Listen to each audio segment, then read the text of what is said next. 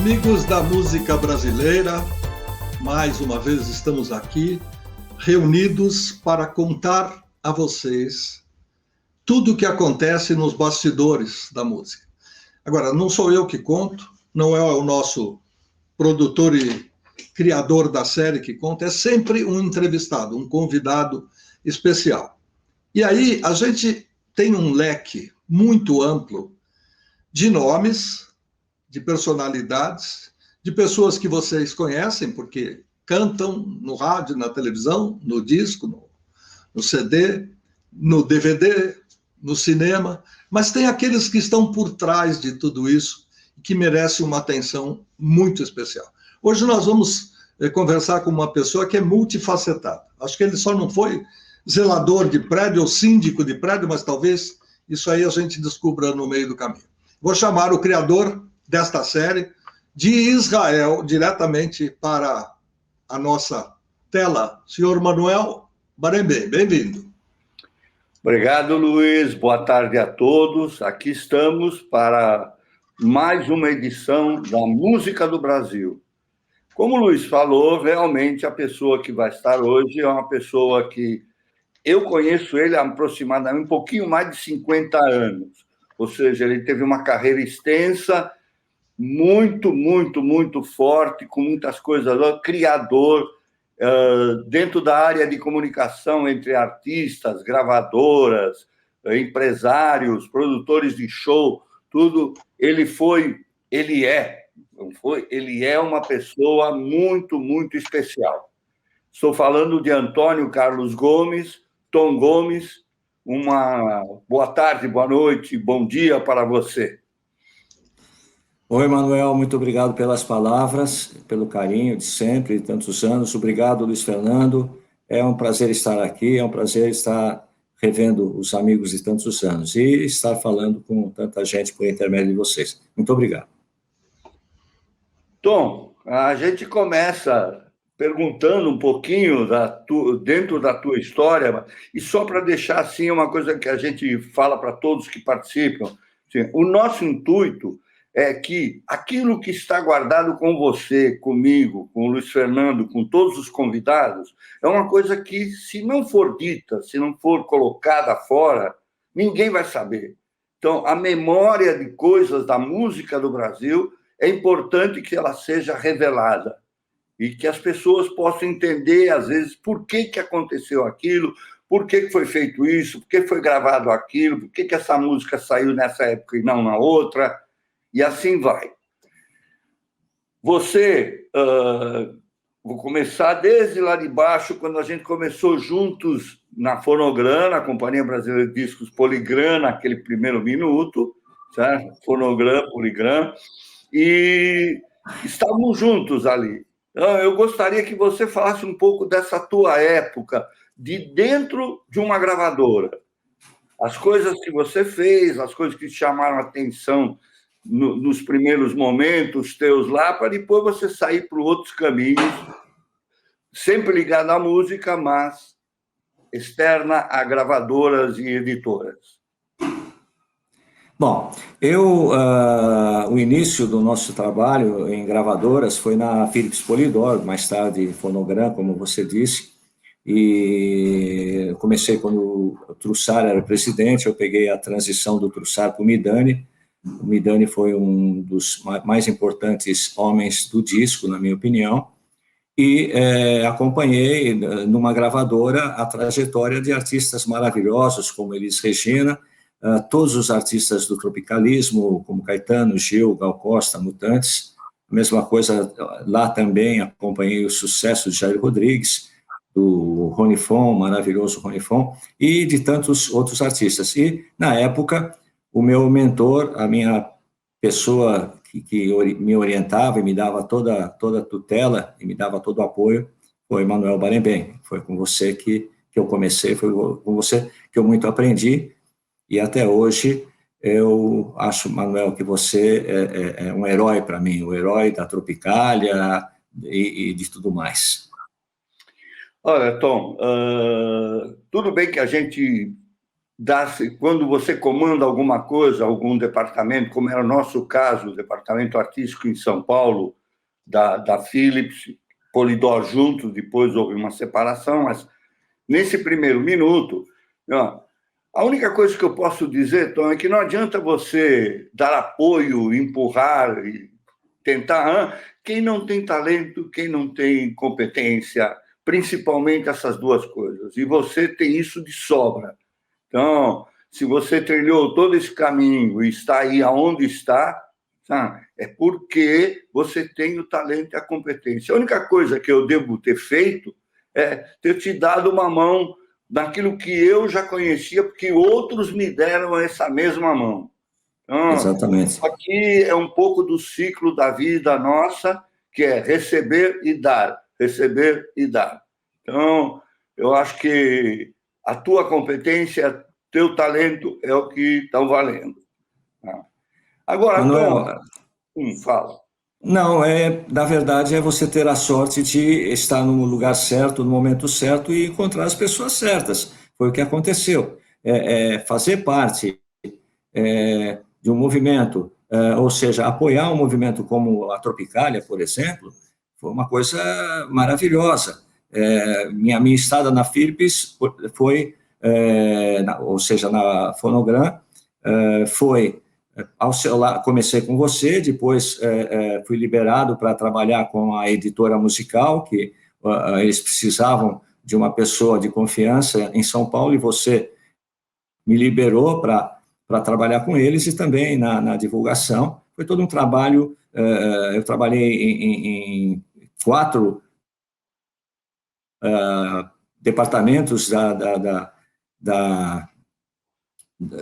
Fonogram, da Poligram na época, e sempre tive professores, o Carlinhos na divulgação, o pessoal da editora, e você. Então foi assim, foi uma coisa muito boa ter trabalhado com vocês. Eu lembro de histórias muito, muito simpáticas, muito agradáveis. Eu lembro que em 76, quando foi lançada, 76, o primeiro disco da Tropicália, Manuel, ou 70? Não, 76, né? 77 para 68. Desculpa.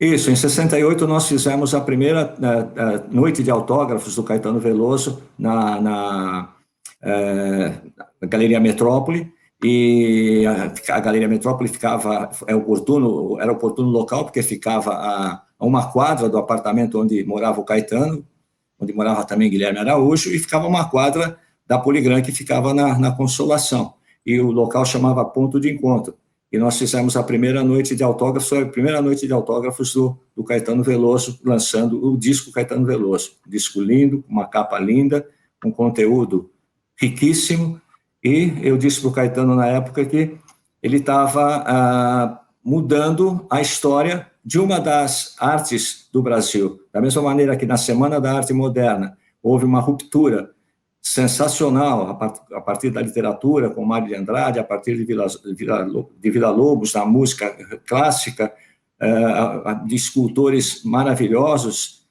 e pintores sensacionais. Houve uma ruptura. Essa ruptura na música popular não existiu. Na época, praticamente não existia a música popular brasileira com força, com espaço. Então, não houve essa ruptura. Essa ruptura veio a acontecer pura e simplesmente nessa época, então, em 78, com a Tropicália. Tom, para ilustrar um pouquinho o que eu falei antes de criatividade, de talento e tudo, você sempre conta uma história sobre... Porque o Tom também, nessa área de divulgação, o Tom teve um papel muito importante, porque ele fazia uma divulgação que não era vista, não estava à vista, porque não era em rádio, não era em televisão, era dentro da própria loja de disco. Ou seja, o Tom era uma espécie de designer de vitrine dos produtos da companhia. Então, ele criava essa janela, entendeu? Que as pessoas passavam e viam. Isso era muito importante. Numa época que a gente não tinha internet, a gente não tinha toda essa parafernália que permite você se comunicar muito rapidamente, essas coisas criativas, esses, vamos dizer, esses cases de marketing criativos, eram de uma importância total. Então, conta um pouquinho essa história aí, que eu tenho certeza que as pessoas vão gostar de ouvir e vão tentar imaginar quem não conheceu. Bem, a gente visitava as lojas de disco, na época eram vendidos LPs, os compactos simples, os compactos duplos, e a gente visitava as lojas para promover os produtos, obviamente, da Philips Polydor. E, muitas vezes, eu levava artistas comigo para essas rádios para que os artistas fizessem uma aproximação com os lojistas, com os balconistas, principalmente. Eram os balconistas que determinavam a parada de sucesso, eram os balconistas que determinavam os discos mais vendidos, e eles entravam numa parada de sucesso, de muito sucesso da Rádio Nacional, do Sebastião Ferreira da Silva, e isso gerava, obviamente, uma amostragem, do artista, era uma vitrine auditiva pela Rádio Nacional. E nós tínhamos que fazer com que os lojistas, e que principalmente os balconistas, lembrassem dos nossos artistas. Então, a gente ia, por exemplo, eu lembro de uma história em janeiro de 78, quando a Gal Costa lançou Baby, eu levei a Gal Costa para as rádios. A Gal Costa, disseram para a Gal Costa, ela morava no Rio, ela mudou para o apartamento do Guilherme Araújo em São Paulo, que era empresário de toda a Tropicália, de Gil, inclusive, e disseram para a Gal que em São Paulo fazia muito frio. Então, ela chegou num dia e no dia seguinte a gente foi fazer loja. São Paulo faz muito frio, janeiro. Ela se encasacou toda e fomos fazer a loja. Cara, o que a Gal Costa suou nesse dia? Um calor de 30 e tantos graus. Foi muito engraçado. Mas em compensação, Baby foi um grande sucesso. Mas as lojas, como eram vitrines, tinham vitrines e as vitrines davam para as ruas, as gravadoras colocavam aí as capas dos discos, os pôsteres e tudo mais. Na época, as nossas concorrentes eram Sony, que na época era CBS, era a EMI era a Odeon, exato, a RCA, que hoje faz parte da Sony, foi BMG, depois Sony. Então, eles eram muito fortes, eu tinha concorrência muito forte. Então, o que acontece? Eu chegava nas lojas e queria tirar os pôsteres de Roberto Carlos, tirar os pôsteres dos artistas de Milton Nascimento, ainda não era o Milton, de artistas da Odeon e tudo mais, e não conseguia, muitas vezes.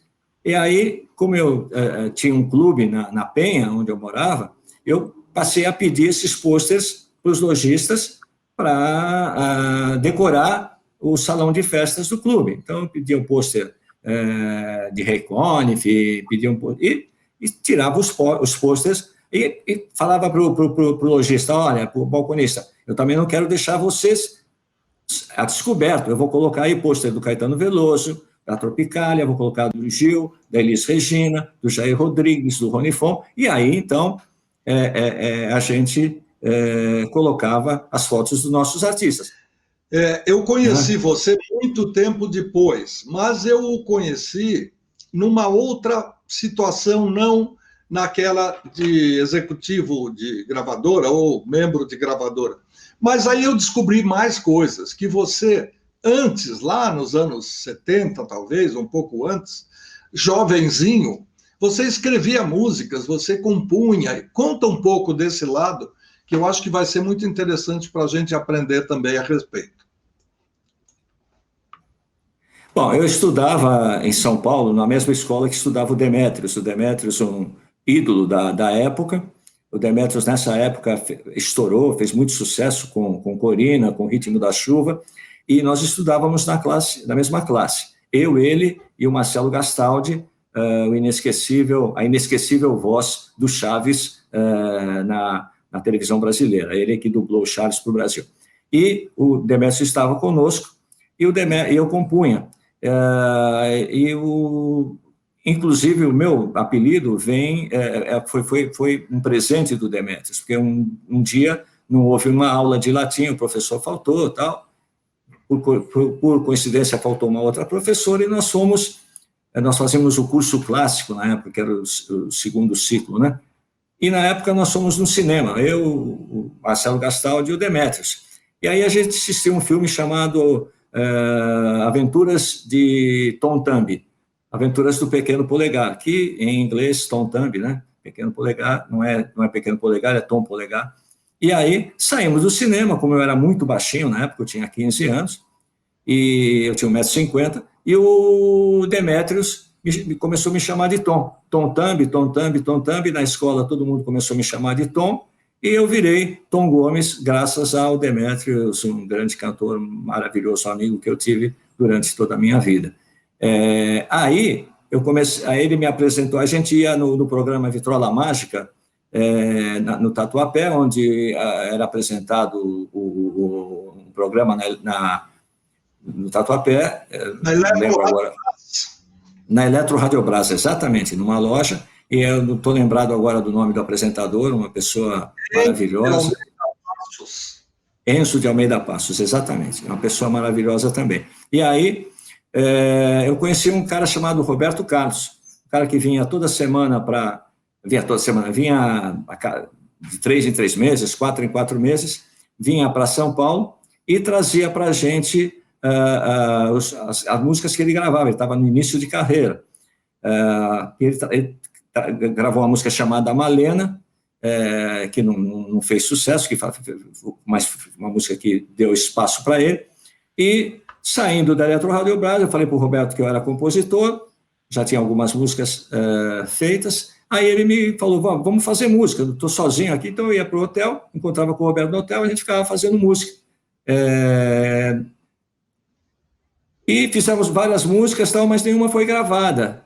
E aí eu fiz uma música, na época, sozinho, eu estava indo para a escola, passando em cima de um viaduto, estavam construindo o prédio das Árvores, do Vale do Anhangabaú, passando ali em cima da Avenida Santa Ifigênia, e aí eu vi o prédio em construção e fiz uma música chamada Edifício de Paixão, que eu mostrei para o Roberto.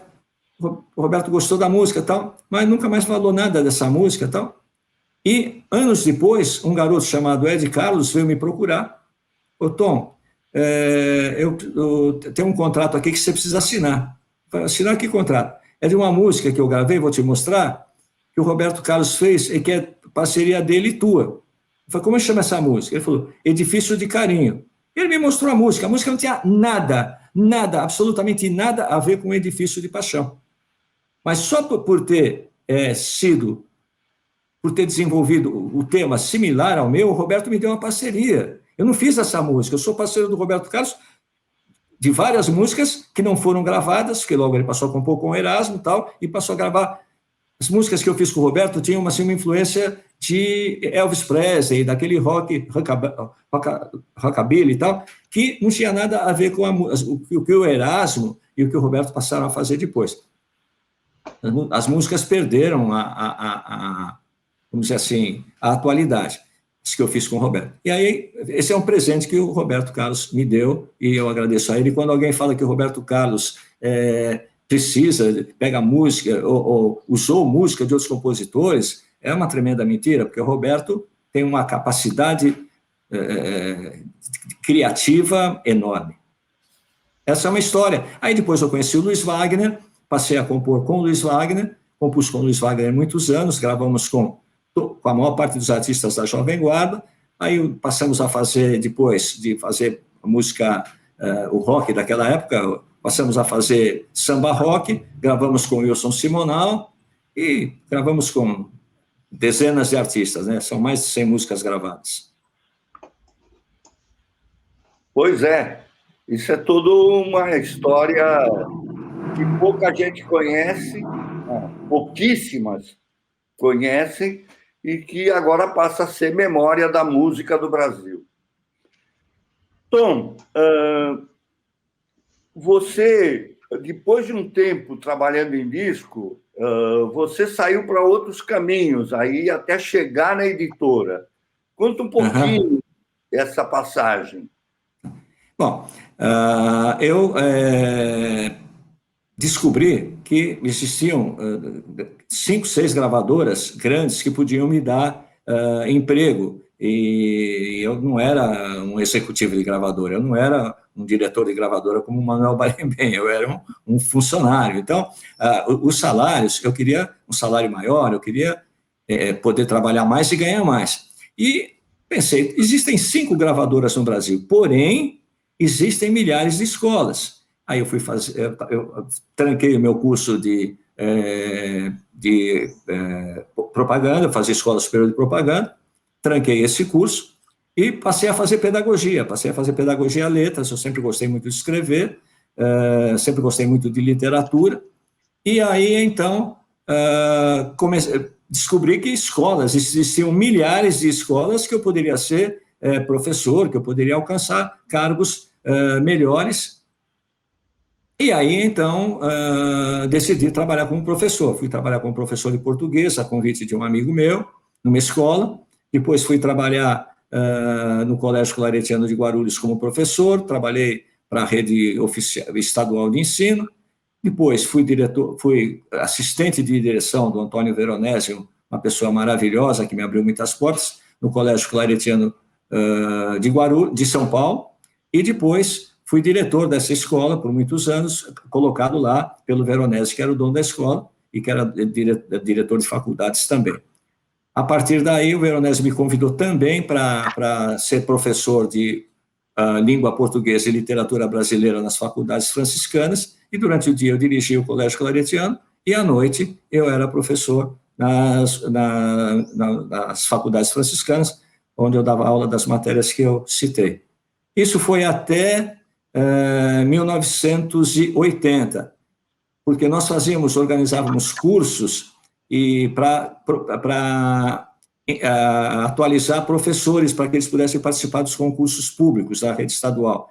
E esses cursos a gente realizava no estado todo de São Paulo, nas principais cidades. E o final desse curso, dias antes da prova de seleção dos professores, do concurso para os professores, eu realizei uma aula durante o dia todo no AMB, e nós levamos para o AMB 2.500 pessoas. E eu ali no palco do AMB, falando com aquelas 2.000 pessoas, apresentando os professores que iam dar a aula final e dar as dicas sobre concursos, sugestões, eu falei, poxa vida, eu estou num palco, o palco é o lugar da música, eu vou voltar a trabalhar com música, eu vou voltar a organizar eventos musicais. E aí, eu em 80, abandonei as escolas, vendi a minha participação nas escolas para os meus sócios e abri uma empresa de produção de shows. E aí é uma outra... Aí a tua volta tem também uma série de consequências de artistas que você trabalhou com eles, que você fez caminho para eles e tudo. Então, um pouco disso aqui também seria legal você mostrar para a gente. Bom, eu trabalhei com muitos artistas, eu comecei trabalhando com o Vando, e trabalhei um tempo sendo manager do Vando, e depois passei a empresariar mais artistas, trabalhei com Jorge Benjor, trabalhei com Fafá de Belém, trabalhei sempre como manager desses artistas. Trouxe para o Brasil um grupo, na época do Menudo, eu trouxe para o Brasil um grupo chamado Tremendo, da Argentina. Nós fizemos uma turnê muito grande pelo Brasil, fez muito sucesso.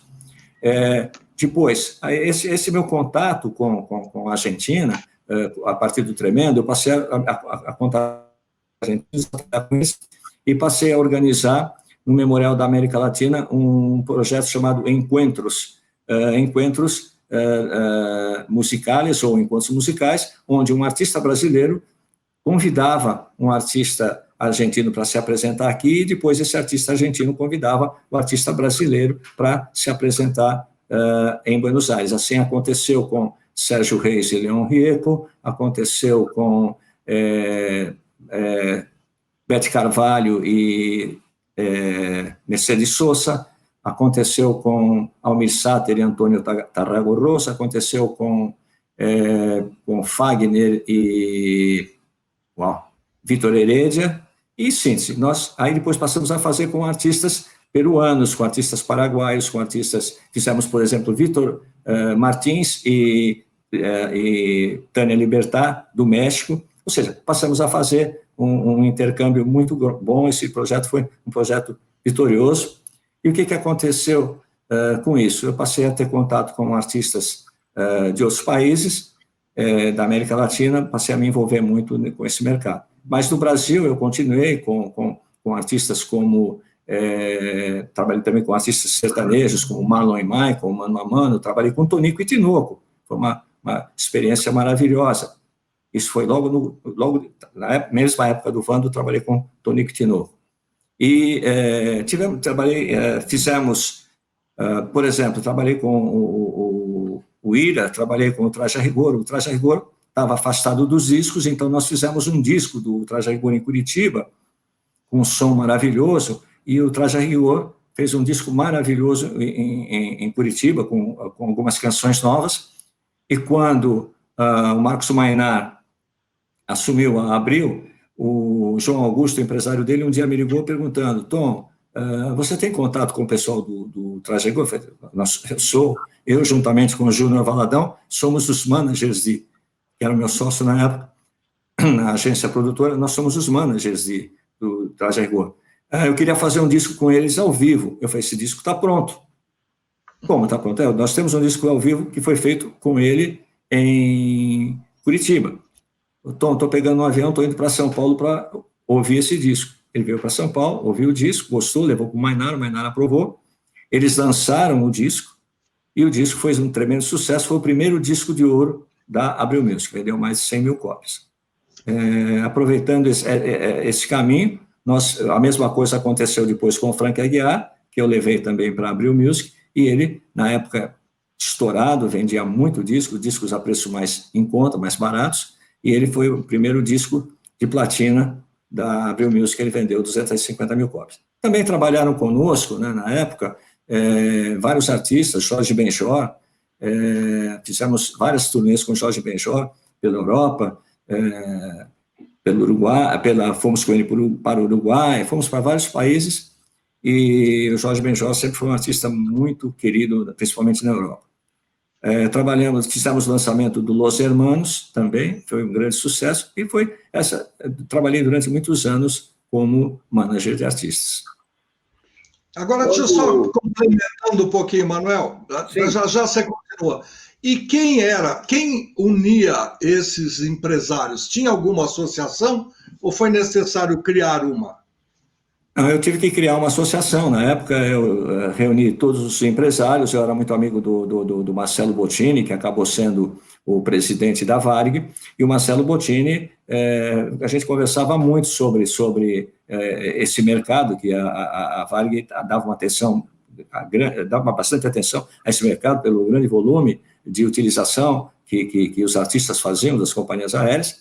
E o Marcelo me sugeriu criar uma associação que não existia, e, inclusive, me ofereceu o Hotel Hilton para fazer essa primeira reunião. Fizemos a primeira reunião, eu fui eleito, então, presidente fundador da ABPEM, Associação Brasileira de Produtores e Empresários Musicais, e que depois se tornou a Sinaprem, o Sindicato Nacional dos Empresários. Essa foi minha contribuição para esse mercado na parte política dele, né? Quando, no início, eu falei da competência, criatividade, talento do Tom, esse pouco que vocês ouviram aqui já dá para ter uma noção de tudo que ele fez. Mas não parou aí, não parou nisso aí, porque depois daqui tem continuidade. Esse trabalho dele com os artistas, com gravadoras e tudo, vai para um outro ponto que ele vai contar agora para a gente. Manuel, de 1980 até 2000 eu trabalhei como empresário. Mas em 2000 eu já estava meio cansado da vida louca que era a vida de empresário. Porque você, como empresário, você tem que trabalhar a relação do artista com as gravadoras, a relação do artista com os fãs, a relação do artista com as rádios, a relação do artista com as emissoras de televisão, a relação dos artistas com os contratantes de shows. Então, era uma coisa, assim, muito cansativa, muito cansativa. Acordar às 4 da manhã com um artista em Nova York dizendo, olha, eu não tenho uma suíte aqui, na mesma semana em que a ONU estava fazendo a reunião dos presidentes e que não havia espaço, e você tinha conseguido que o contratante em Nova York tivesse dado para o teu artista um apartamento num hotel 5 estrelas, e o artista te liga às 4 da manhã para reclamar que não tinha uma suíte. Aí o artista, bom, enfim, o artista liga para você a todo instante, e você tem que fazer um meio de campo do artista com gravadoras e com todos aqueles segmentos que eu já citei. Aquilo cansava. Aí eu pensei e falei, descobri que o Brasil não tinha um guia da música. O Brasil não tinha um guia, uma publicação onde você pudesse encontrar o telefone e o contato de todos os artistas. Isso já existia, a Billboard tinha um guia, os Estados Unidos tinham outros guias, a Espanha tinha o seu guia, a Argentina tinha um guia, todos os países tinham um guia, menos o Brasil. Então, lancei, parei de trabalhar ao mesmo tempo que estava, em 2000 ainda, ao mesmo tempo que estava com a produtora, com a agência produtora, o meu sócio tocava a agência produtora e eu lancei a editora Espetáculo, que passou a publicar o Guia Show Business. O guia se tornou um sucesso de publicação, a publicação passou a ter anúncio de todos os artistas do Brasil, e das gravadoras e tudo mais. O guia tinha uma distribuição enorme pelo Brasil todo, uma distribuição gratuita para todos os clubes, sindicatos rurais que contratavam milhares de shows, para prefeituras, para secretarias da cultura, secretarias de turismo, para gravadoras, para estúdios, para emissoras de televisão, para rádios. Então, o guia se tornou, vamos dizer assim, um instrumento de trabalho imprescindível para todos os profissionais dessa área. E depois disso nós lançamos... Sim. Desculpe. Não entendi. Para completar o que você estava dizendo, eu não conheço nenhum produtor e nenhuma gravadora que os departamentos artísticos de divulgação tudo não tivessem em cima da mesa de responsáveis o guia da Show Business, do mesmo jeito que tinha a revista Sucesso CD. Isso. Manuel, voltando à Show Business, alguns empresários, depois que nós paramos de publicar o Guia Show Business em papel e ficamos só na parte online, só o site showbusiness.com.br, eles me contaram que quando eles iam aos clubes, eles encontravam sobre a mesa do diretor social ou do diretor-presidente do clube o Guia Show Business, que dava acesso desse diretor, desse presidente, ao empresário do artista, ele tinha contato direto, e isso atrapalhava o trabalho deles. Então, atrapalhava essa intermediação. Então, se o presidente saísse da sala, ou o diretor social saísse da sala, ele imediatamente pegava o guia, jogava dentro da pasta, e quando ia embora, levava o guia embora. Eles roubavam o guia e tal. Era muito engraçado isso. Isso foi me contado por dois empresários maravilhosos, dois amigos meus, mas que faziam surrupiavam o Guia Show Business. A revista Sucesso veio depois, alguns anos depois, e foi a revista da indústria musical. Aí ela passou a ser a revista das gravadoras, meus principais anunciantes passaram a ser as gravadoras, e muitos managers de artistas independentes e tudo mais. Isso me deu assim, nós passamos a frequentar anualmente o MIDEM, que é a Feira Mundial da Música, que é feita em Cannes, na França, sempre no mês de janeiro, e a gente ia, então, todo ano para o MIDEM, e o nosso stand no MIDEM passou a ser o stand do Brasil. Era onde o pessoal, principalmente das gravadoras independentes, iam para deixar no nosso depósito, no stand, o material que eles iam distribuir, e também para fazer reuniões. Nós tínhamos uma sala de reuniões no stand, fazer reuniões com outros profissionais da área da música em todo o mundo, e onde também deixavam o material que eles iam trazer para o Brasil. Então, nós éramos depósito, nós éramos sala de reuniões e nós éramos um ponto de encontro. Isso durante muitos anos, o que tornou, o que deu para a gente uma visibilidade também internacional. Então, você tendo esse relacionamento todo com gravadoras, com os artistas e tudo, dali um passo para você ser representante do prêmio maior da música no mundo, que é o Grammy, entendeu? Acho que foi um passo importantíssimo na tua vida, né? O Grammy acho que veio colocar assim na calçada da fama Tom Gomes. Isso. Nós participamos, Manuel, de um Midem latino que foi feito em Miami. Nesse Midem latino, em 1998, houve uma apresentação do Grammy Latino feita pelo Mike Green, que era o presidente do Grammy americano, com a participação de várias personalidades de música latina, como Célia Cruz, como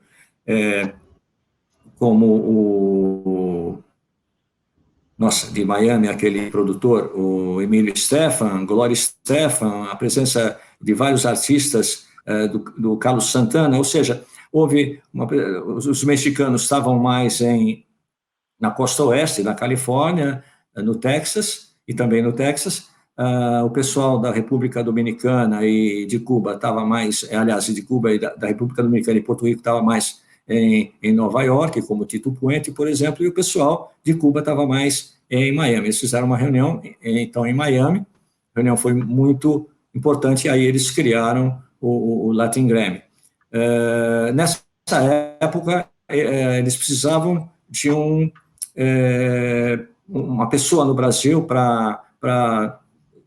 não diria para representar o Grammy, mas para abrir as primeiras posições do Grammy do Brasil, do Grammy Latino. E aí eles consultaram o diretor-geral do Midem nos Estados Unidos, e ele sugeriu meu nome pela participação que a gente tinha no Midem. Falou, olha, quem coordena praticamente o movimento brasileiro lá no Midem, na França, nesse encontro internacional, é o Tom. Ele pode ajudá-los.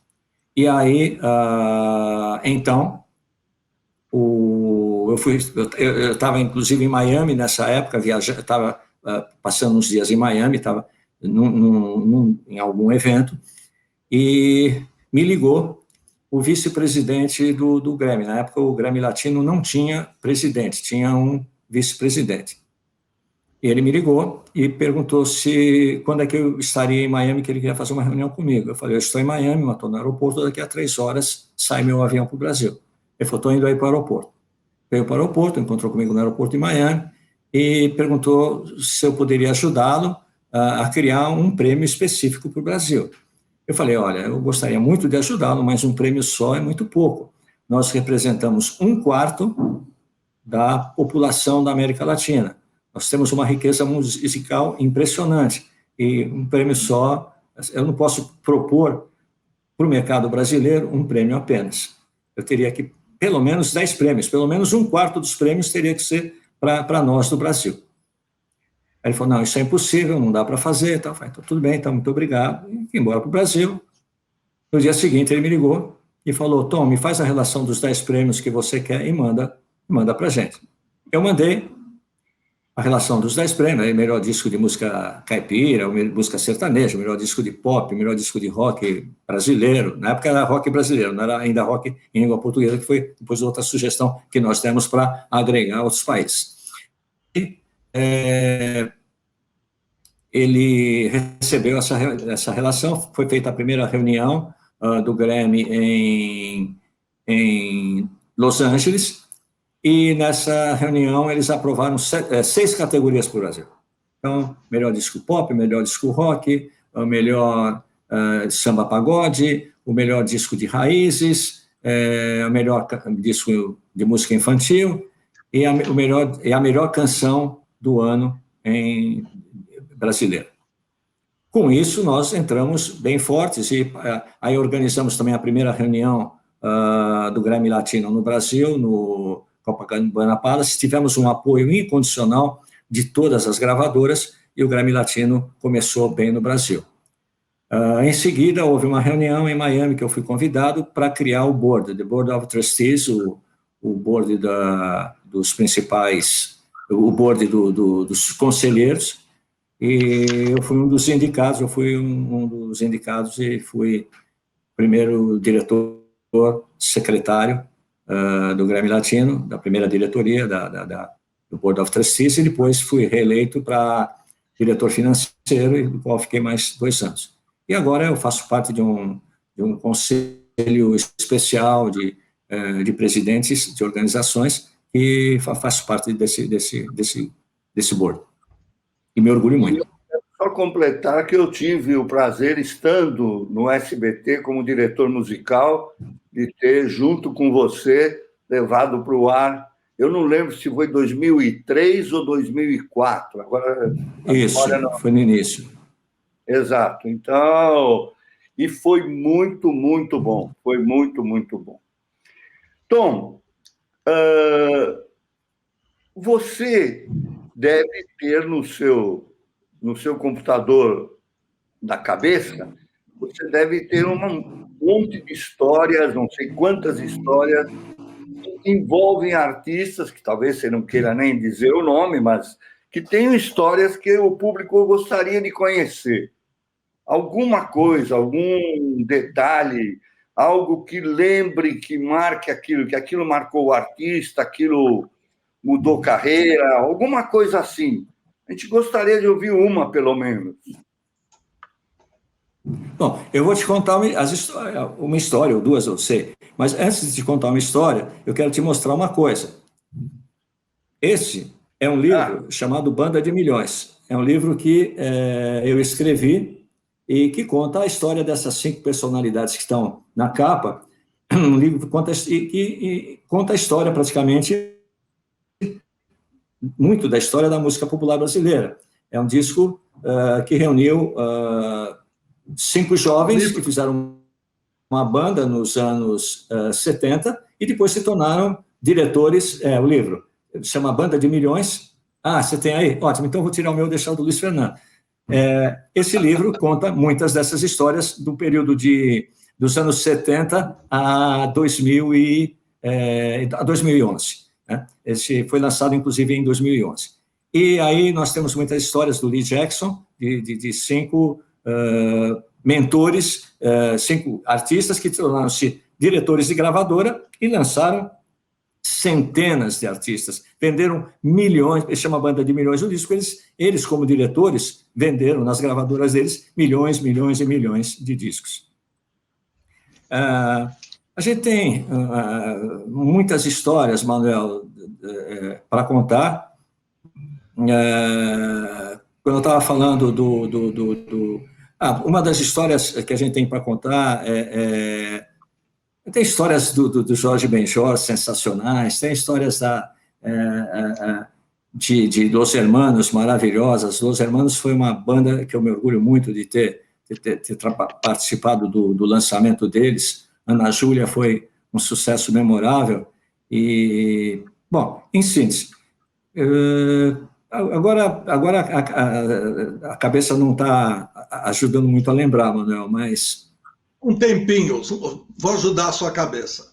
Onde você estava, Tom Gomes, no dia 11 de setembro de 2001? 2001? Nossa... no primeiro Latin Grammy? No primeiro Latin Grammy, é isso? Acompanhado uma noite memorável com Julio Iglesias, que foi homenageado, e no dia seguinte, bem cedinho, quando a gente aí ia tomar café... Que loucura. Que loucura, com você.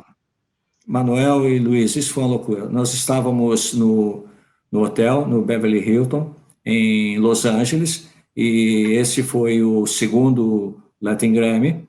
O primeiro foi em 2000, e eram 7 horas da manhã, e o Sérgio Reis estava no mesmo hotel, o Sérgio Reis me ligou e disse: Tom, olha a televisão, liga a televisão. Eu liguei a televisão e aí eu vi um avião entrando nas Torres Gêmeas.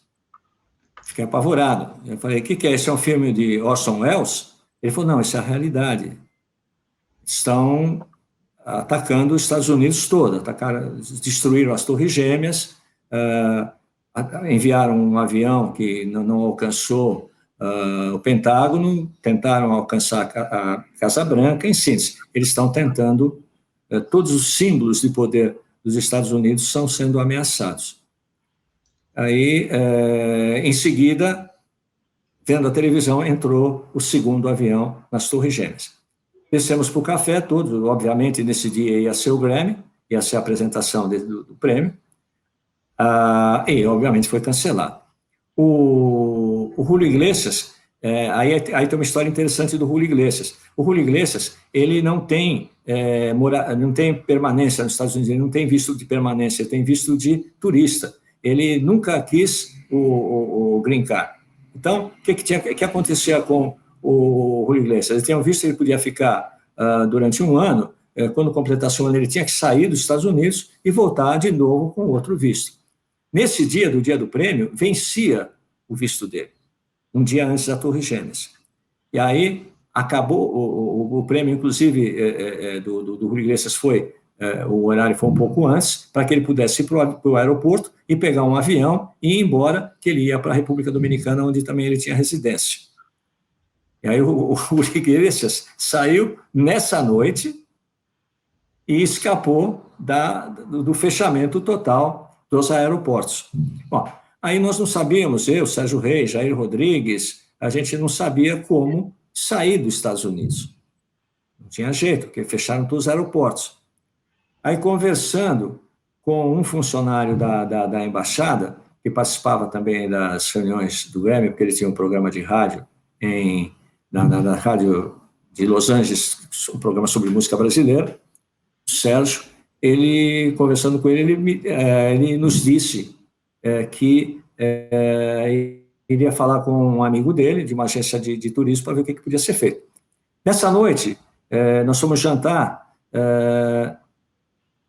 com algumas pessoas e com um músico argentino, um grande bandoneonista argentino, e ele nos disse que ele tinha show em Madrid, e ele tinha que ir para Madrid de qualquer jeito, e que ele conseguiu um voo, ele conseguiria ir até Tijuana no dia seguinte, que é a divisa da Califórnia com o México. Em Tijuana ele ia tomar um avião para México City, para a capital do México, e da capital do México ele iria para Santiago, no Chile. Olha a loucura. E de Santiago, no Chile, ele ia tomar um avião para ir para Madrid. Falei: pô, se ele está fazendo isso, por que a gente não faz? Aí conversei com o Sérgio Reis, com a mulher do Jair Rodrigues, e aí decidimos, com a Claudine, e aí decidimos ir para fazer o mesmo trajeto. Aí fomos até o aeroporto de San Diego. Lá no aeroporto de San Diego tomamos uma van, fomos até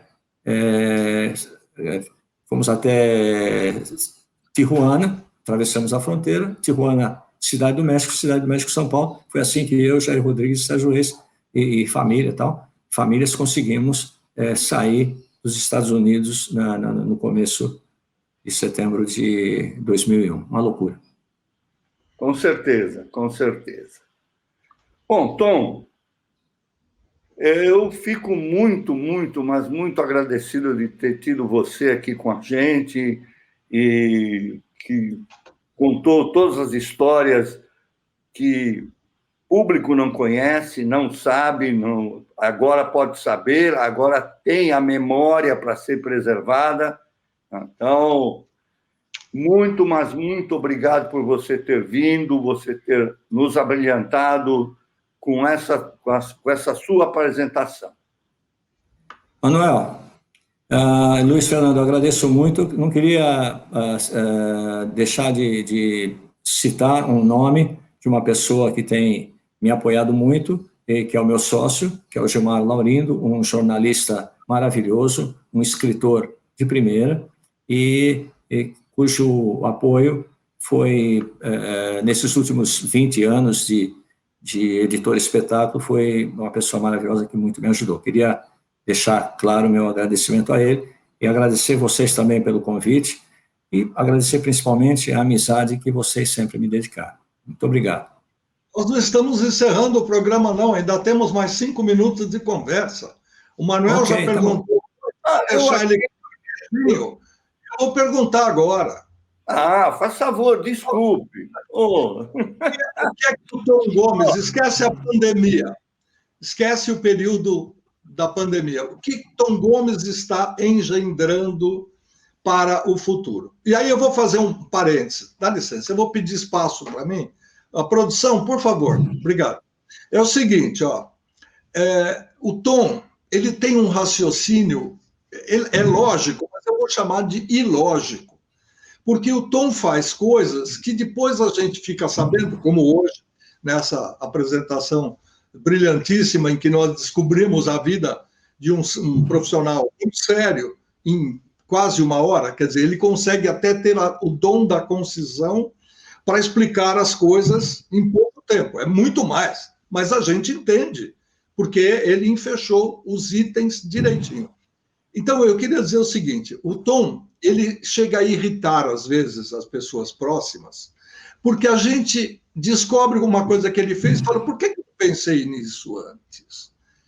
Sabe? Porque não é que está na cara, mas ele é de um raciocínio tão heterogêneo que ele vai buscar ilações, ligações e outras coisas mais e faz coisas que têm a ver. O exemplo que ele deu a respeito do Marcelo Bottini, por exemplo, o presidente da Varig, poxa, é bem claro isso. Agora, ele também largou muitas coisas, ou seja, ele largou a faculdade, depois ele largou as escolas que ele tinha, ou seja, era um diretor de escola, podia ter seguido carreira de professor, não, ele largou para ir pegar um outro negócio, ou seja, ele é um desbravador, ele começa coisas, mesmo que ele não siga ou não prossiga, ele deixa para o pessoal depois cuidar. Isso eu acho incrível. E o Tom é objetivo, ele abre o jogo, ele fala o que ele pensa, isso é extremamente legal. Então eu quero saber o que Tom Gomes está fazendo ou vai fazer pós-pandemia. Bem, nós continuamos com a nossa editora, agora totalmente online. Nós temos vários produtos, como o showbusiness.com.br, que é o guia online. Nós temos o Portal Sucesso, que é um noticiário contínuo. Nós temos o Sucesso Emailing, que é um newsletter, com todas as notícias do mercado, com tudo que acontece de importante no mercado e no mundo da música. Nós temos Show Business Urgente, Show Business Express, Disparo Show Business, que são produtos, são órgãos de comunicação que para promover lançamentos dos artistas, das gravadoras, e nós continuamos em contato com editoras musicais, com associações de compositores. Nós estamos sempre em contato com todos através da internet. Eu acho que trabalhar com a internet nos abriu muitas portas também, e é esse o trabalho que nós estamos desenvolvendo hoje. Uma pergunta final, Tom. Eu sou um criador, ou eu sou um cantor, ou eu tenho uma banda, eu aproveito a internet para divulgar, eu faço lá meu blog, etc, etc. Agora, eu não chego diretamente nos lugares onde o show business chega, onde a revista Sucesso chegava. Como é que eu faço para divulgar o meu material, para colocar o meu material na mão de quem vai tocar o disco, ou seja, o dono de rádio, o empresário que vai me contratar para shows, etc, etc. Eu sei que você tem esse pulo do gato.